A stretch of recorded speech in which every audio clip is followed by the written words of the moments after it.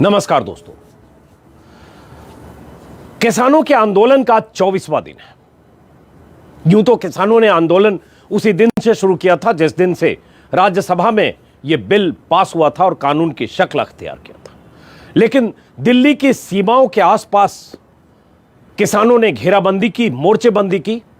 26 तारीख से, बीते महीने की 26 तारीख, आज 24 दिन हो गए। दिल्ली में भयंकर ठंड पड़ने लगी है। कल की ठंड की बात करें तो दिल्ली के बाहरी इलाकों में, कई इलाकों में 3 से 4 डिग्री ठंड थी। 3 से 4 डिग्री और कुछ जगह 2.6 शिमला के बराबर। अगर 3 डिग्री ठंड, 3.5 और 4 डिग्री ठंड में किसान यूं खुले आसमान के नीचे या ट्रैक्टर में या ट्रैक्टर के नीचे या पुलिया के नीचे या दिल्ली के आसपास इलाकों में जैसे तैसे रातें गुजार रहे हैं और लगातार बैठे हैं कि उनकी मांगें जब तक मानी नहीं जाएगी, जब तक उनके आंदोलन को अंजाम नहीं मिलेगा, तब तक वो बैठे रहेंगे। इसका मतलब आप समझ सकते हैं। इस कपकपाती ठंड में किसानों का यूं बैठना, अपने घर परिवार को छोड़कर हजारों की तादाद में, हो सकता है तादाद अब 1,00,000 2 लाख हो चुकी हो, आंकड़ों पर मैं नहीं जा रहा, बहुत मायने रखता है और यह ठंड अभी बढ़ने वाली है। प्रधानमंत्री कहते हैं कि उनकी नीयत गंगा और नर्मदा के पानी की तरफ साफ है। कल उन्होंने मध्य प्रदेश के किसानों को संबोधित किया और इस कृषि कानून के फायदे गिनाए। 53 मिनट तक प्रधानमंत्री ने अपनी बात कही। आज के अखबारों की सुर्खियां प्रधानमंत्री ने जो कहा उसी से भरी हुई है। कुछ अखबारों की सुर्खियां दिखा रहा हूं क्योंकि मैं अभी फिर से सिंघू बॉर्डर और दूसरे इलाकों में जाऊंगा, तो मुझे लगा कि अखबारों में क्या छपा और इस आंदोलन में कैसे तेजी आ रही है या कौन से संगठन साथ आ रहे हैं और सरकार का रवैया और नजरिया क्या है। प्रधानमंत्री हाथ जोड़कर कहते हैं कि अगर कोई खामी है, अगर कोई कमी है तो विनम्रता के साथ मैं उसे उस चिंता का निराकरण करने को तैयार हूं, हर मुद्दे पर बात करने को तैयार हूं। लेकिन बीजेपी के नेता अलग अलग जगह, चाहे किसान पंचायत जो कर रहे हैं वहां या कहीं और, कैमरे के सामने बयान देते वक्त इन किसानों को कैसे देश विरोधी ताकतों के हाथों में खेलने के आरोप लगा रहे हैं। तो ये दो चेहरे समझिए। एक तरफ प्रधानमंत्री कृषि कानूनों के फायदे गिनाते हुए 6 साल में वो सब हुआ जो बीते 70 साल में नहीं हुआ या यूपीए 1 यूपीए 2 में नहीं हुआ, उन सब का हिसाब देते हुए अपनी कामयाबी गिनाते हैं। एमएसपी जारी रहेगी इसका दावा करते हैं। इस कानून के बाद कैसे फायदा होगा ये बताते हैं और साथ में ये कि मोदी की सरकार ने कैसे एमएसपी पर फसलें ज्यादा खरीदी, दाल ज्यादा खरीदी और इस कानून के बाद किसानों की कैसे किस्मत चमकेगी। और आखिर में ये जो आज अखबारों की सुर्खियां हैं कि पीएम कहते हैं अगर शंका है तो सिर झुकाकर हाथ जोड़कर बात करने को तैयार हो। तो इस विनम्रता का स्वागत किया जाना चाहिए, अच्छी बात है और संवाद से ही कोई समाधान निकलेगा। और उसके बाद मेरी इन बातों के बाद भी, सरकार के इन प्रयासों के बाद भी अगर किसी को आशंका है तो हम सर झुकाकर हाथ जोड़कर विनम्रता के साथ हर मुद्दे पर बात करने को तैयार है। बार बार मैं इसको रिपीट कर रहा हूं क्योंकि इसमें विनम्रता दिखती है जिसका स्वागत किया जाना चाहिए। लेकिन इस विनम्रता के पहले प्रधानमंत्री के भाषण को देखेंगे तो उस भाषण में उनका साफ साफ संदेश है कि ये फैसला हमने कर लिया है और ये फैसला किसानों के हित में। अब सवाल उठता है, ये फैसला जिनके हित में किया गया है, अगर वो समझ रहे हैं कि उनके हित में नहीं है, अगर उनके सवाल हैं और प्रधानमंत्री के भाषण का या प्रधानमंत्री की तरफ से कही गई बातों का या जो परसों कृषि मंत्री नरेंद्र तोमर ने 8 पन्ने की चिट्ठी लिखी, उस चिट्ठी में किए गए दावों का अगर सिलसिलेवार ढंग से किसान जवाब देकर कह रहे हैं कि इस पर हमें भरोसा नहीं है, तो देखना होगा कि जिसके लिए सरकार करना चाहती है, जिन किसानों का उद्धार करना चाहती है, जिन किसानों की किस्मत बदलना चाहती है, वो किसान कन्विंस क्यों नहीं हो रहे। प्रधानमंत्री कहते हैं उनकी नीयत गंगा और नर्मदा की तरफ साफ है। अगर गंगा और नर्मदा की तरफ साफ उनकी नीयत होती तो राज्यसभा में जिस ढंग से इस कानून को पास किया गया, दुनिया ने देखा, ध्वनि मत से, उस सदन में जहां बीजेपी का, एनडीए का बहुमत नहीं था। आज आंदोलन के जब करीब करीब 3 महीने होने जा रहे हैं, उस दिन से, जिस दिन से यह कानून बना, तब सरकार का रवैया और बीते 15 दिनों में खास तौर से जब दिल्ली के चारों तरफ किसानों ने जमावड़ा किया, उसके बाद मीटिंग्स, उसके बाद फिर डेडलॉक और उसके बाद फिर प्रधानमंत्री का यह कहना, इस बीच नरेंद्र तोमर की वो चिट्ठी, जिस चिट्ठी में नरेंद्र तोमर कृषि मंत्री अपनी सरकार की खूबियां, इस कृषि कानून के फायदे और क्या अफवाह फैलाया जा रहा है, कैसे गुमराह किया जा रहा है, ये सब बताते हुए बड़ी बात ये भी कह देते हैं, कल के वीडियो में मैंने जिक्र किया उस 8 पन्ने की चिट्ठी के 7वें पन्ने में, कि किसानों को वही लोग गुमराह कर रहे हैं जो 1962 में देश के साथ नहीं थे। उसी विचारधारा के लोग, उसी भाषा के लोग किसानों को गुमराह कर रहे हैं और विपक्ष पर निशाना साधते हैं। किसान कह रहे हैं, क्या हम में आपको देशद्रोही दिखता है? क्या हम आपको चीन परस्त दिखते हैं? क्या हम आपको पाकिस्तान परस्त दिखते हैं? आप हमें आतंकवादी कहते हैं, क्या हम आपको आतंकवादी दिखते हैं? हमारे बेटे सरहदों पर हैं, हमारी संतानें शहीद होती हैं, हमारे घर के लड़के आज भी फौज में काम कर रहे हैं, चाहे वो कश्मीर में हो, चाहे LAC पर हो, चाहे LOC पर हो, और उसके बाद उनके पिता यहां सिंघू बॉर्डर पर या टिकरी बॉर्डर पर धरने प्रदर्शन में बैठे। कई किसानों ने कहा कि उनके बेटे कह रहे हैं कि वहां आंदोलन हो रहा है, आप जाओ, और सरकार के मंत्री, सरकार के नेता, बीजेपी के नेता तरह तरह की जुबान का इस्तेमाल करते हैं। प्रधानमंत्री हाथ जोड़कर विनम्रता की बात करते हैं और उनके मंत्री कहते हैं इसमें राष्ट्र विरोधी ताकतें हैं इस आंदोलन के पीछे। नरेंद्र तोमर जब 8 पन्ने की चिट्ठी लिखते हैं, चिट्ठी के आखिरी में आते आते विपक्ष को जिम्मेदार ठहराते हुए, हालांकि किसान इससे भी नाराज है कि बार बार यह क्यों कहा जा रहा है कि विपक्ष के हाथों की कठपुतली है किसान, लेकिन नरेंद्र तोमर का यह कहना, बाकी मंत्रियों का यह कहना और प्रधानमंत्री की विनम्रता, आप देख सकते हैं दोनों में फर्क क्या है। आज के अखबारों में जो खबरें छपी दोस्तों, अब उससे यह भी पता चल रहा है कि किसान, बाकी राज्यों के किसान भी कैसे आंदोलन में हिस्सा लेते जा रहे हैं, और ये मुश्किल अगर बढ़ती है तो सरकार आगे क्या करेगी। आज के अखबारों की अगर देखें, जो प्रधानमंत्री का बयान भास्कर ने, अमर उजाला ने, सारे अखबारों ने छापा है, जिसका जिक्र मैंने किया, यह अमर उजाला है, भास्कर है, जैसे नवभारत टाइम्स ने छापा है, मोदी का प्रणाम मान जाए किसान। तो एक तरफ पीएम मोदी प्रणाम कहते हैं और दूसरी तरफ नरेंद्र तोमर अगर कहते हैं कि ये जो किसान हैं ये उन लोगों के बहकावे में है जो 62 की लड़ाई में देश के खिलाफ थे, चीन परस्त थे। मतलब 62 में भारत चीन की लड़ाई हुई, इस देश में ऐसे लोग इनके हिसाब से थे जो चीन के साथ थे, और किसान उनके साथ हैं या वो किसान के साथ हैं, उनके बहकावे में किसान है। उस चिट्ठी को, नरेंद्र तोमर की उस चिट्ठी को प्रधानमंत्री रीट्वीट करते हैं, अमित शाह रीट्वीट करते हैं और कहते हैं मन की भावना, प्रधानमंत्री कहते हैं कि कृषि मंत्री ने मन की भावना व्यक्त की है, इसे किसान भाई पढ़ें। तो किसान भाई ये भी तो पढ़ें कि ये किसान हैं जो विदेशी ताकतों से मिले हुए हैं, या इनके पीछे वो लोग हैं जो चीन परस्त हैं।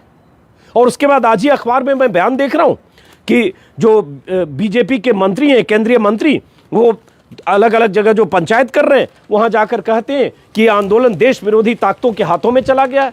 केंद्रीय मंत्री बोले राष्ट्र विरोधी हाथों में चला गया है किसान आंदोलन। एक बयान हो तो बताओ, कई वीडियो में मैं इसका जिक्र कर चुका, और मैं वो चेहरे बार बार आपको दिखाता हूं कि ये चेहरे कौन है। क्या वो सारे लोग पश्चिमी उत्तर प्रदेश से उठकर आए लोग, राकेश टिकैत और नरेश टिकैत के साथ उठकर आए लोग, सैकड़ों हजारों लोग जो दिल्ली यूपी बॉर्डर पर बैठे हैं, उन्हें बैठे 23 दिन हो गए, पश्चिमी उत्तर प्रदेश से लेकर उत्तराखंड से लेकर आए लोग, पंजाब के हजारों लोग जो लाखों की तादाद में हो सकते हैं अगर कुल जमा जोड़ लें तो, क्योंकि उनका तरीका यह है कि एक काफिला आता है, 5 दिन 2 दिन 4 दिन रहता है, वो लौटता है, फिर दूसरा काफिला आता है, उस जगह की भरपाई करता है और उस ज्यादा तादाद में दोबारा तिबारा चौबारा आता है। क्या ये लोग देश विरोधी हैं? बहाना चाहिए सरकार को, और इससे किसान और नाराज हो रहे हैं। हालांकि कृषि मंत्री ने कहा, जो आज के अखबारों में है, कि साल के अंत तक शंकाओं का समाधान हो जाएगा। अगर साल के अंत तक शंकाओं का समाधान हो जाएगा तो फिर इस तरह के बयान क्यों है, और शंकाओं का समाधान क्या होगा? क्योंकि किसानों की शंकाओं की फेहरिस्त सामने है। प्रधानमंत्री के दावे और कृषि मंत्री के दावे अपनी जगह है, लेकिन इस बीच क्या हुआ है दोस्तों, बहुत जगह जो खबरें अखबारों में दिख रही है कि कई ऐसे संगठन जो कि सरकार की तरफ से, मंत्रियों की तरफ से, बीजेपी प्रवक्ताओं की तरफ से बार बार कहा जा रहा है कि चंद किसान चंद किसान, पंजाब के चंद किसान इस आंदोलन में हैं, लाखों किसान तो उनके समर्थन में, मतलब सरकार के समर्थन में।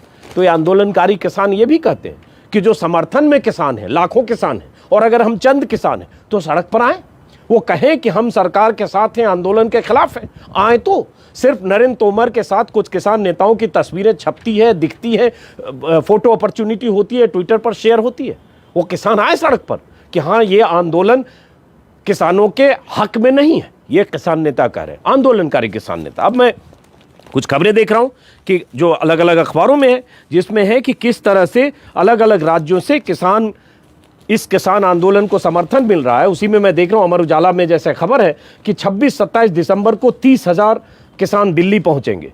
कृषि कानूनों के खिलाफ दिल्ली कूच के 1 महीने पूरे होने पर 26-27 को दिसंबर को दिल्ली कूच करेंगे। इन 2 दिनों के दौरान 30,000 किसान दिल्ली की ओर रवाना हो गए। 26 को दिल्ली की खनौरी सीमा से, 27 दिसंबर को डब्बाली सीमा से 15-15 हजार की संख्या में दिल्ली में प्रवेश करेंगे। दिल्ली कूच की घोषणा संयुक्त किसान मोर्चा की ओर से की गई है। दिल्ली कूच को सफल बनाने के लिए दिल्ली चलो अभियान समिति का गठन किया गया है। ऐसे ही और भी जगह से ऐसी खबरें आ रही है। उसी तरह से नवभारत टाइम्स में है कि महाराष्ट्र के बड़े संगठनों ने ऐलान किया है कि वो किसान आंदोलन के साथ है। महाराष्ट्र के ऑल इंडिया किसान सभा ने शुक्रवार को कहा, विरोध करने के लिए हम 21 दिसंबर को नासिक से रवाना होंगे और दिल्ली पहुंचेंगे। हजारों किसान हमारे साथ होंगे। सभी 1266 किलोमीटर की यात्रा करेंगे। साथ में कई हफ्तों का राशन लेकर आएंगे ताकि लंबे समय तक ठहर सकें। तो अलग अलग राज्यों से किसानों का समर्थन इस आंदोलन को मिल रहा है। अब मैं बार बार कहूंगा, रास्ता कुछ निकलना चाहिए। सुप्रीम कोर्ट ने कहा क्या इन कानूनों को कुछ वक्त के लिए होल्ड किया जा सकता है और कमेटी बनाकर बात की जा सकती है। वहां अटॉर्नी जनरल ने कहा मैं सरकार से पूछकर बताऊंगा। सॉलिसिटर जनरल तुषार मेहता ने कहा यह मुमकिन नहीं है। तो सरकार क्या करेगी? क्या होल्ड करने को सरकार तैयार होगी कि कुछ दिन के लिए इस कानून को होल्ड किया जाए, इस कानून को अमली जामा पहनाने वाले नियम न बनाए जाएं और उसके बाद विचार विमर्श करके उसके बाद कोई रास्ता निकले? और या जैसे किसान मांग कर रहे हैं कि सत्र बुलाइए, कानून को रद्द करिए, या कुछ और तरीका हो इनसे बात और संवाद करके।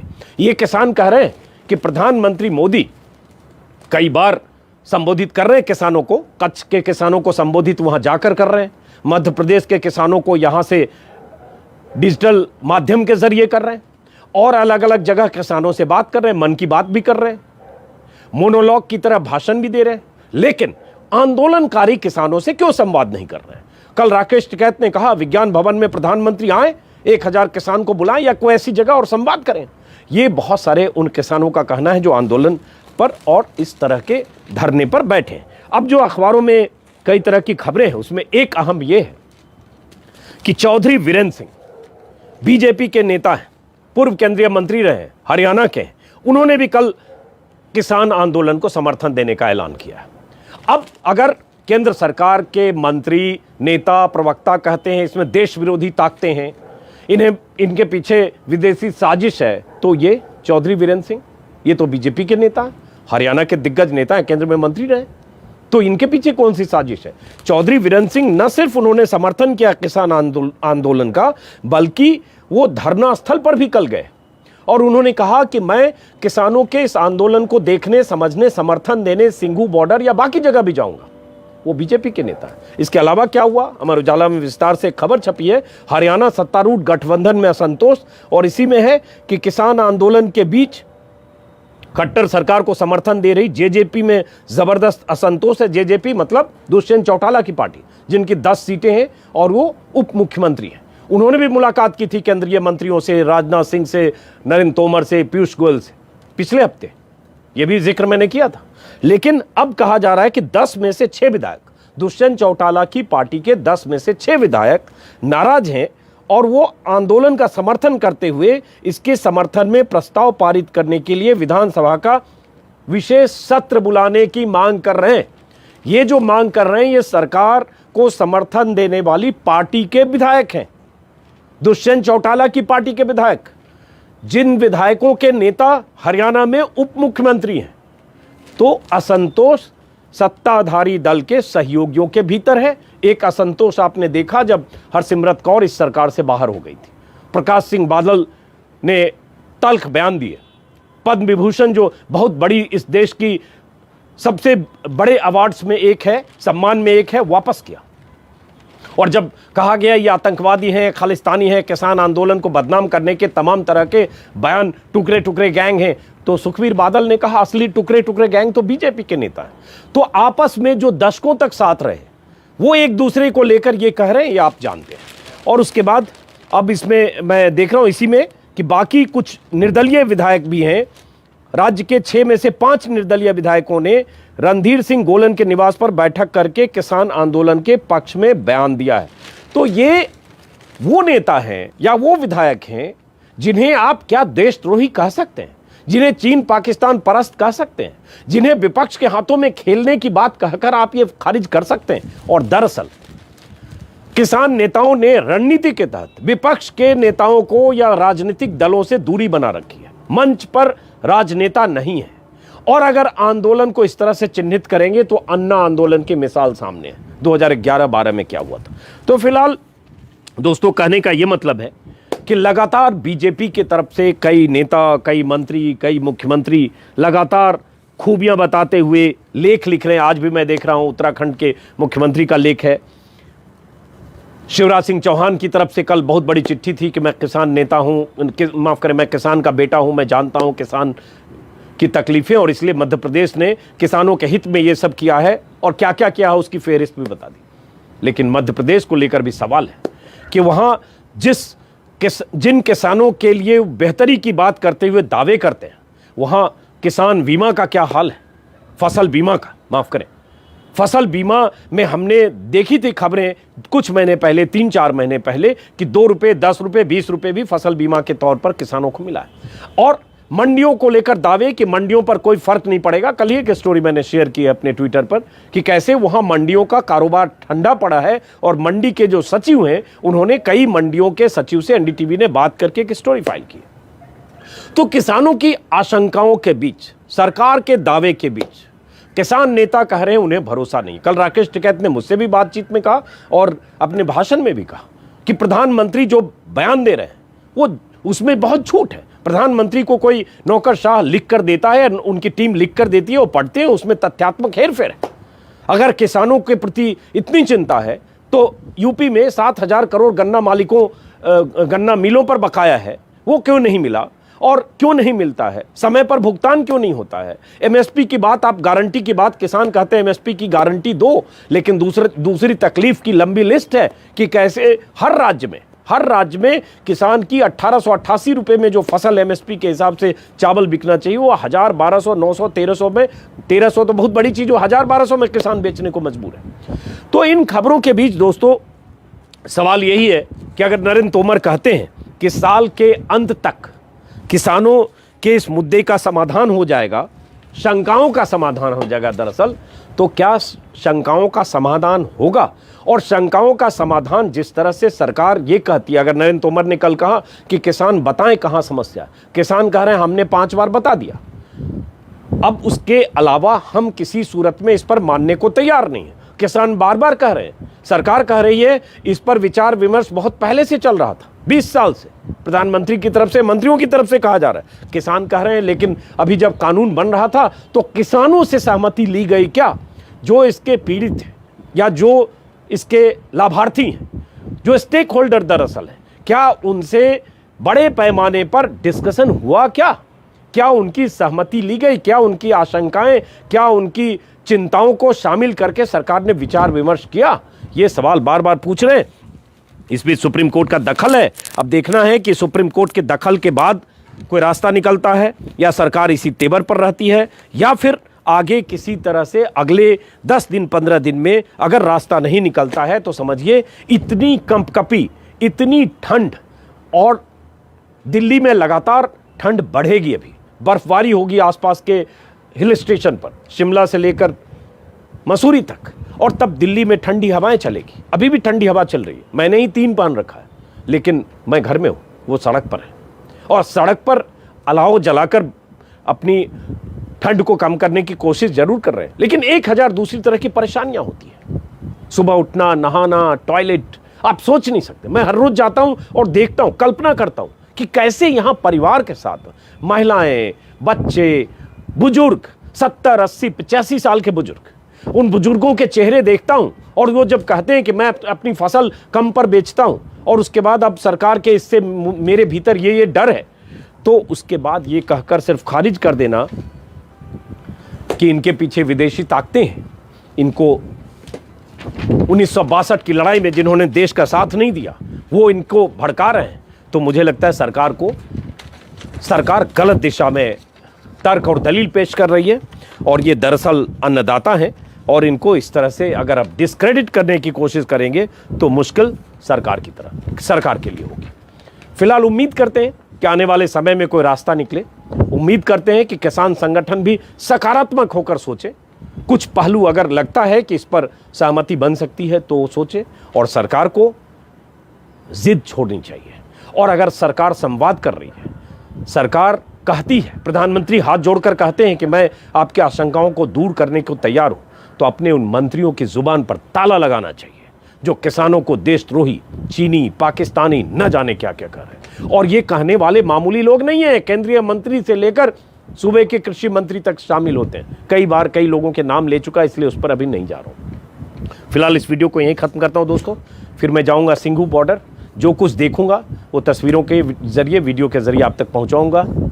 इस वीडियो में इतना ही। अगर आपने मेरा YouTube चैनल सब्सक्राइब नहीं किया तो सब्सक्राइब करेंगे, मुझे अच्छा लगेगा। एक चीज़ के लिए शुक्रिया अदा करता हूं कि आप जैसे लाखों लोग इस वीडियो को देख रहे हैं और लाखों लोगों तक जो किसान आंदोलन में जो कुछ घटित हो रहा है पहुंचाने की मैं कोशिश कर रहा हूं।